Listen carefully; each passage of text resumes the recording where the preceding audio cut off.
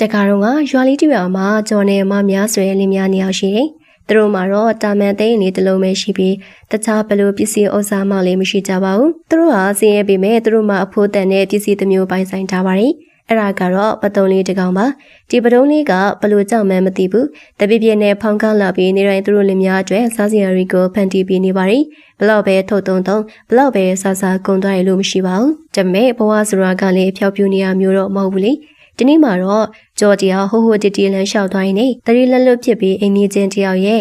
ကြွက်ဖန်တဲ့ထောင်ချောက်ကိုသွားနေမိတော့တာပ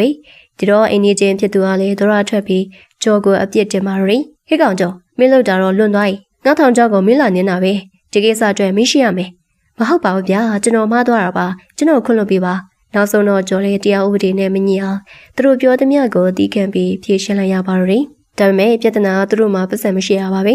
ဲအလူကလေမင်းတို့ပတ်စံမပေးနိုင်မင်းတို့ရဲ့အဖိုးတန်ပစ္စည်းကိုပေးရမယ်လို့ချင်းချောက်လာတဲ့အခါကျော်နေမများတို့လေးများနေအောင်လို့စိတ်ပူသားကြပါရီဘာမှမလုပ်လိုက်ရဘဲနဲ့အကျွေးတင်သွားပြီလေဒီလိုနဲ့ကျော်လေးအကျွေးဆက်ဖို့အတွက်စိတ်ညစ်ညစ်နဲ့လှိုက်ရှောက်လိုက်ရင်တင်နေရရောက်မှာတော့ကျိုးဆက်နဲ့တတဝါတကောင်နဲ့ဆုံးမိသွားပါရီ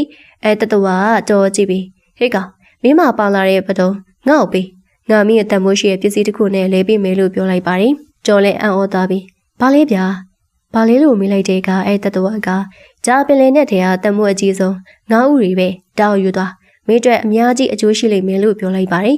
ကျော်လေးစဉ်းစားခက်သွားတာပေါ့ကိုရဲ့ပတုံးလေးကိုပြင်လိုက်ရမှလည်းနှမျိုးရင်းဂျာမဲဟိုဘက်ကပြောတဲ့ပစ္စည်းကလည်းအတော်တမိုးကြီးပုံရတော့ကဲဖြစ်ချင်အဖြစ်အဲဒီငါးဥနဲ့ပဲလေးလိုက်တော့မယ်ဆိုပြီးဆုံးဖြတ်ချက်ချလိုက်ပါတယ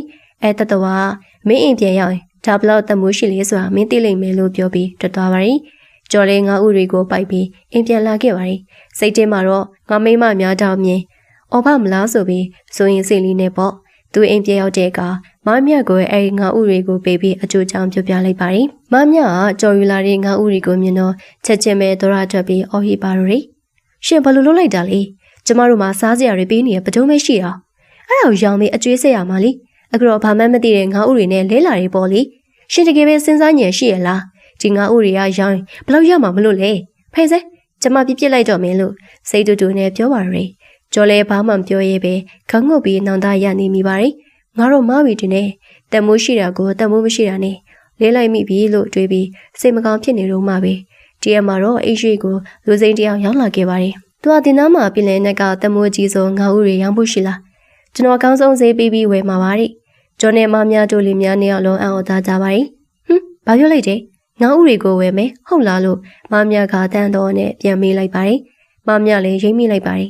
ဒီငါးဥတွေကတာမန်မဟုတ်ဘူးပဲတမိုးကြီးလာတဲ့ပစ္စည်းဖြစ်နေပြီဆိုတာကိုသူသိလိုက်ရတယ်ဒီတစ်ခါမှတော့မမြကစိတ်ပြောင်းသွားပြီးဒီတစ်ခါတော့ငါတို့ခွင့်ရရပြီဆိုပြီးအဲဒီကုန်တင်နေဈေးကောင်းရအောင်စတင်ညှိနှိုင်းတော့တာပါပဲမမြကစဉ်းစားလိုက်ပါတယ်ဒီလောက်တမိုးရှိရဲ့ငါးဥတွေကိုဒီလူရုံးမာကြီးစီမှာပဲထိုင်သူပဲအမျက်ထုတ်နေလိမ့်မယ်ဒါနဲ့မမြ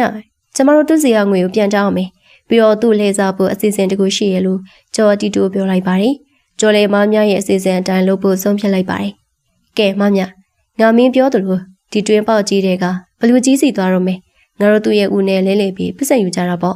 ့ကောင်းနေယောက်ျားကျော်လေလိုက်ကောင်းပေါက်တဲကိုအမြန်ခုန်ချလိုက်ပါတယ်လိုက်ကိုတခုလုံးကတိတ်ဆိတ်နေပြီးသူ့ရဲ့အရှိခက်လန့်လန့်မှာဘလူကြီးတကောင်အိပ်ပျော်နေရကိုတွေ့လိုက်ရပါတယ်အိုးဟိုမှာဘလူကြီးပဲအမြန်သွားပြီးသူ့ဦးကိုခိုးယူရမယ်ကျော်လေးဘလူးကြီးစီကိုအသာတိုးဝင်သွားလိုက်ပါတယ်ဘလူးကြီးဟာသူ့ဥကိုကင်ပြီးအိပ်ပျော်နေပါတယ်ကျော်ဝင်လာတာကိုမသိပါဘူးအိုးဒီဥငါဘယ်လိုယူရမလဲသူလည်းနဲ့ကင်ထားပါလားငါဒီဥကိုယူရမလားထွက်ပြေးရမလားမဖြစ်ပါဘူးငါဒီဥကိုရမှဖြစ်မယ်ကျော်လေးဥကိုခိုးယူဖို့အတွက်ဘလူးကြီးရဲ့အနာကိုအသာတိုးကပ်သွားလိုက်ပါတယ်ကျော်ဟာဘလူးကြီးမသိအောင်ဥယူဖို့စူးစမ်းပြီးမဲ့ကမကောင်းခဲ့ပါဘူးဟဲ့ကောင်မင်းကဥကိုလာကိုရလားတေချင်ပီနဲ့တူတယ်အခုငါလိုက်ကိုရဲကနေထွက်သွားစေ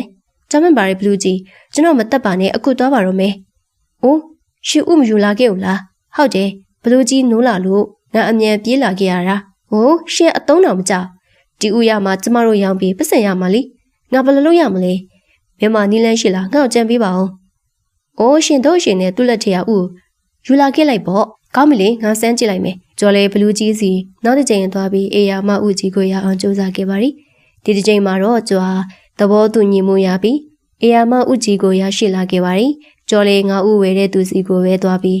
းဒီငါဥတွေကတမိုးအကြီးဆုံးဆိုတာခမရလေးသိတယ် ကျွန်တော်တို့ကိုငွေပေးလိုက်ကျွန်တော်တို့ကဒီ9ဦးတွေကိုခမည်းစီပေးမယ်လို့ညှိနှိုင်းလိုက်ပါတယ်